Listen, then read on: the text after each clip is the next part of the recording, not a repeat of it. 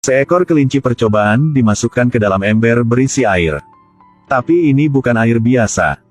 Ini air ajaib yang bisa membantu makhluk hidup bernafas. Bahan utamanya adalah fluorokarbon. Saat baru mulai menyerap, tikus putih ini sangat menyakitkan. Tapi setelah beradaptasi, dapat bernafas biasa di dalam air. Setelah beberapa jam, menarik keluar tikus putihnya. Itu masih sehat dan berjuang seperti pada awalnya. Ini adalah teknik pernapasan cairan ajaib. Selanjutnya Hiram juga seperti tikus putih, mengandalkan bantuan teknik ini untuk dapat menyelam jauh ke dasar laut untuk melakukan tugas. Meski tekanan di sana terlalu besar, bisa menghancurkan orang sampai mati seketika. Tapi jika dia bisa menyerap cairan fluorokarbon ke dalam paru-paru, itu dapat membantu mendistribusikan tekanan secara merata dan luas. Dia memakai lensa kontak khusus, yang bantu dia dapat melihat dengan jelas semua makhluk di dalam air. Kemudian seperti tikus tadi, direndam dalam cairan fluorokarbon. Istri dan rekan-rekannya berdiri di sampingnya menyemangatinya untuk melewati fase aklimatisasi. Tetapi ketika dia meneguk air pertama, panik dan sesak napas telah mengambil alih dia. Hentikan itu, tidak normal. Ini hanya reaksi normal, dia akan segera bangun. Reaksi sangat normal. Melewati fase aklimatisasi, Virgil akhirnya bisa bernapas normal. Tidak lama kemudian, dia masuk ke dalam air dengan pakaian selam. Di kaki Virgil memakai balok timah, bantu dia untuk menyelam lebih cepat. Alasan Virgil harus memikul tanggung jawab ini, karena belum lama ini, seorang letnan Angkatan Laut SEAL, selama menjalankan tugas, ada fenomena tekanan saraf. Fenomena high pressure nervous.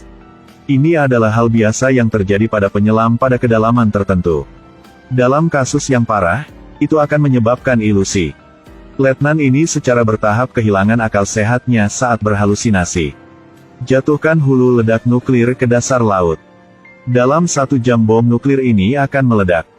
Jika Virgil ingin menanganinya tepat waktu, maka dia harus memiliki semangat baja, menghadapi kegelapan tanpa dasar. Juga harus memiliki roh besi, untuk dapat mempertahankan kewarasan di bawah tekanan yang luar biasa. Setelah proses bergerak, Virgil akhirnya mencapai dasar laut. Dia menoleh untuk melihat semua orang sekali. Lalu tanpa ragu melompat ke dasar jurang. Kedalamannya meningkat luar biasa. 975 meter. 1400 meter. Tapi dia masih bercanda. Dirinya memecahkan rekor dunia. Tapi saat menyelam hingga kedalaman 2500 meter, wajahnya sudah mulai terdistorsi. Sampai kedalaman 3600 meter tercapai, lampu penjelajahnya hancur berkeping-keping. Pada titik ini, kesadarannya mulai kabur, mengirim pulang sandi yang berantakan.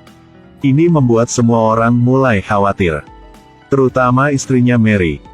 Dia tidak berhenti berbicara dengan suaminya. Semoga dia bisa segera mendapatkan kembali kewarasannya. Ketika telah mencapai kedalaman 5000 meter, bahkan alat eksplorasi hancur. Semua orang tidak dapat menentukan kedalaman Virgil sekarang. Tapi setelah beberapa saat, dia tiba-tiba mengirim informasinya, mengatakan bahwa dia bisa melihat cahaya ungu terang. Dan itu jelas bukan cahaya buatan.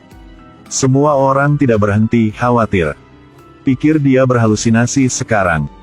Tapi mereka tidak tahu bahwa dia dibimbing oleh cahaya, mampu dengan lancar mencapai lokasi hulu ledak nuklir.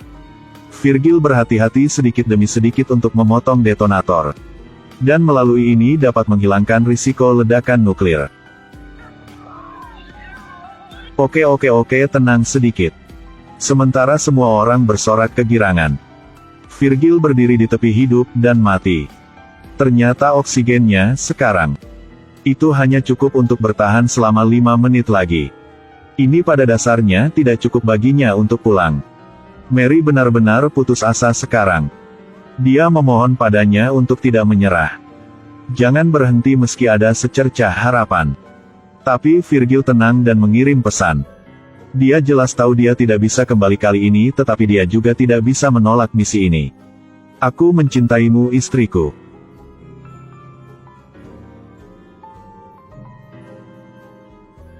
Aku mencintaimu juga.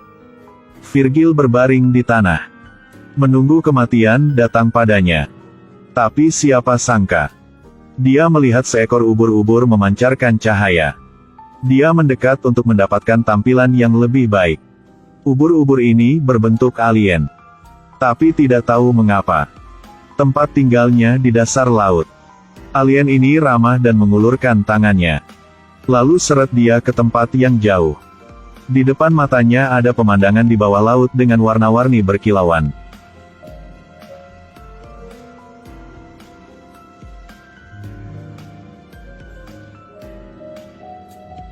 Tidak lama setelah itu Virgil dibawa ke pintu masuk kastil warna-warni di dasar laut.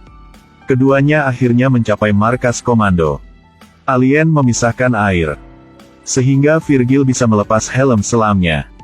Sudah lama dia tidak bisa bernapas biasa. Virgil dengan hati-hati melangkah maju untuk menyapa. Alien diam-diam memancarkan gambar. Sebenarnya, sementara kelompok Virgil menyelam ke dasar laut, di tanah alien telah menciptakan gelombang setinggi langit, bersiap untuk menghancurkan umat manusia. Tetapi mengapa mereka melakukan itu? Terus memancarkan beberapa gambar. Virgil segera melihat bahwa manusia telah menghancurkan bumi. Bom nuklir, bom atom, boron hidrogen.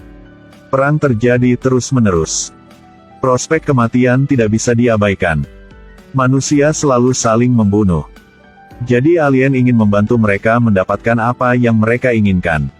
Tetapi di saat-saat terakhir, mereka masih memilih untuk berhenti. Mereka membuat ombak raksasa itu diam. Virgil tidak mengerti mengapa mereka berubah pikiran begitu cepat. Pada saat ini, sebuah percakapan muncul di layar, yang merupakan pesan teks yang baru saja dikirim Virgil kepada istrinya.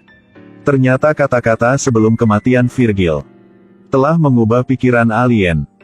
Kasih sayangnya yang murni dan tulus membuat para alien merasa bahwa manusia masih bisa direformasi.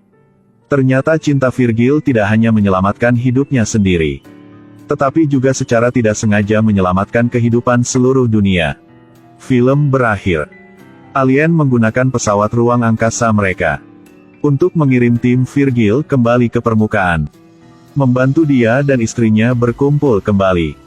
Pesawat ruang angkasa UFO Raksana begitu agung dan kuat, sehingga penduduk bumi mengira itu adalah kapal perang. Tetapi sebenarnya mereka tidak memiliki niat jahat. Ini adalah film sci-fi 1989 yang disutradarai oleh James Cameron. Berdasarkan gagasan bahwa manusia dan alien hidup berdampingan di galaksi, dikombinasikan dengan efek-efek visual yang indah, pemandangan bawah laut yang belum pernah ada sebelumnya, membuat film yang menjadi hot saat itu. Dengan demikian juga meletakkan dasar yang kuat untuk film blockbuster selanjutnya Titanic.